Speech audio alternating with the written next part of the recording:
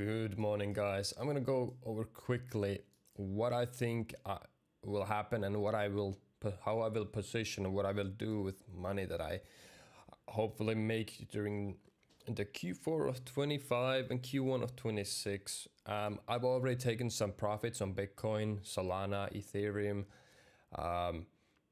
Tesla doubled.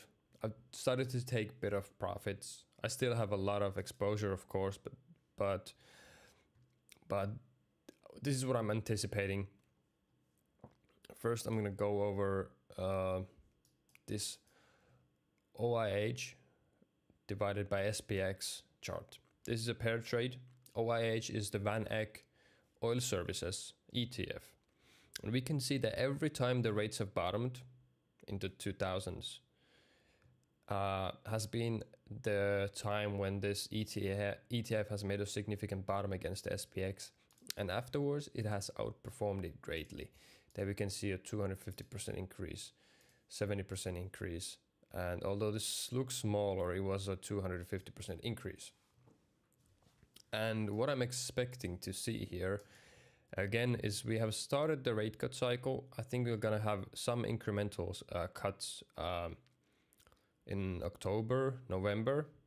And that is going to fuel a big risk-on speculative investment bull run, however you want to say. It might go on into Q4. It might go on from Q4 into Q1. I don't know when it's going to burst, but my expectation is that we're going to make these bigger cuts. First these increments and then these bigger cuts in H1 of 26. And this would set up us into this box right here, which has, like I have displayed here, has been notoriously a great place to buy these oil stocks and other energy stocks, but this is how I will be positioning if this plays out again. We might not make a lower low, but my point here is that I want to see a low form when the rates bottom. So this is the OIH overlaid on SPX. We can just look at the OIH as well. The rate, this is from the O2. Rates are coming down. SPX bounces. So this is post.com bubble. The SPX comes down a lot. It gets like a dead cat bounce or like a hope bounce. Everybody bids, okay, now we have bottomed. It goes, I think it goes down another like 30%.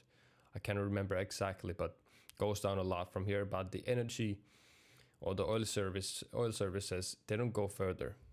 This is where the rotation has happened. And this is where I will bid, around this area. Same here. The rates bottom. So does this ETF here. Rates bottom, so does this ETF. I don't know, this is my expectation for the bottom. We could get a bounce here with that, when SPX bounces. I mean, we're already in a bull run. We're still going higher, but I think we're gonna make another big all-time high in Q4, Q1. This ETF might go up with it. This might go to 350, 320, might go 400. But I think we're gonna make a significant low. It could be here. I could be maybe better off buying here, but I'm not buying based off this US dominated chart. I'm buying when we bottom, when the rates bottom and we look good on the SPX overlaid chart. So that's what I'm waiting for. And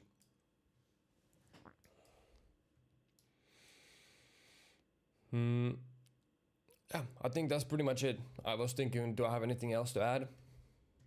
I don't think so. And obviously this idea is heavily inspired by Christian Chifoy. I'm really fascinated by his work. But this is how I will trade this rate cut cycle. And just based on history, this is how I think it will play out. But like I said, we might not make a big low here. This doesn't mean that we have to make a big low here like on the USD pair. But what I'm looking for is the SPX pair, the bottom, when the rates bottom. So thank you for watching. You can comment if you think this is bullshit. You can comment if you think this is actually, you think this is interesting and this has some potential. I'm eager to hear what you have to say. Thank you for watching.